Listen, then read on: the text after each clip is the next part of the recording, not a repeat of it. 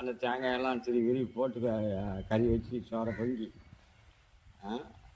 பயந்துருங்கன்னு நடந்து வீரலோ எங்கே மாட்டு வண்டியா முன்னால் செருலேருந்து காருக்கு போனோம்.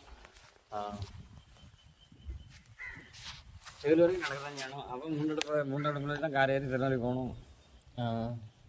காருக்கு போகிறதுக்கு மட்டும் அதனால இடம் திரு ஆரக்குளம் அந்த வழியாக நடந்து போகணும். களக்காட்டுக்கு போனோம்னா ரோட்டே போய் தேவநல்லூர் ஊருக்கு மேற்கக்கூடி ஆற்றுக்குள்ள இறங்கி அந்த இடமலை தண்டுள்ளே அங்கே போய் ஆட்டணும் களக்காட்டுக்கு. நடப்பாக தான் போவோம். நட தானே போவோம். களக்காட்டுக்கு நாங்கள் வரதுக்கு நடந்தோம் 2 மணி நடந்தோம் 7 மணி ஆகிட்டு கொஞ்சம் போகிறதுக்கும் வரதுக்கு தான் டைம் இருக்கும். அது ஒரு வருஷம் தீர்ந்து போச்சு. ரொம்ப கஷ்டமாயிட்டு. வேலை ஒன்றும் கிடையாது. அப்போ தீரத்தில் வாழை கிடையாது. உங்கள் தாத்தா, நான், காட்டு மாடு அப்பா, இந்த சடையண்ணான ஐயா அண்ணன் ஒரு ஆள், இப்படி அப்பா சொன்னாங்க.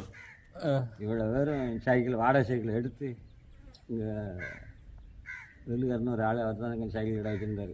எங்கன்னா அந்த கல்யாணி பேண்ட கடை இருக்கா அங்கே தான் வச்சுருந்தார். எடுத்துகிட்டு இங்கேருந்து பாவனாசுக்கு மேலே போனோம். முண்டந்தரையில் போய் கிழங்கு எடுத்து இங்கே கொண்டு வந்து அங்கே 100 கிலோ அடுக்குவோம்.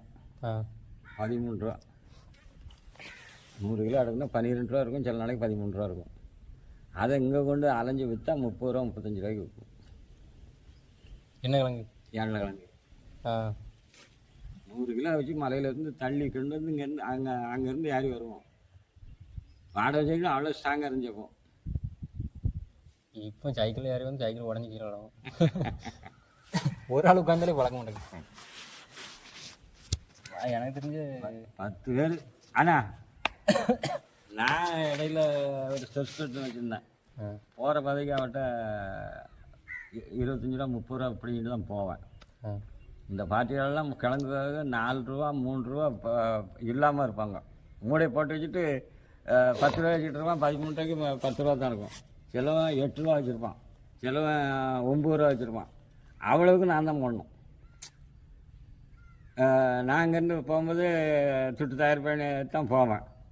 நான் கிழங்குக்கு எங்கள் அம்மா நான் தானப்போ எங்கள் அம்மாட்ட ஒரு 10 ரூபாய் கொடுத்தா மூச்சு கட்ட மாட்டான். நான் 10 20 ரூபா இருக்கும். அங்கே போய் 10 30 50 ரூபா எப்போவுமே என் கையில் இருக்கும். அந்தாலும் அப்படியே போய்கிட்டு இருந்தான். ஒரு 15 நாள் போனேன். ஐயா நீ கிழங்கு வியாபாரம் பார்த்தது போதும்.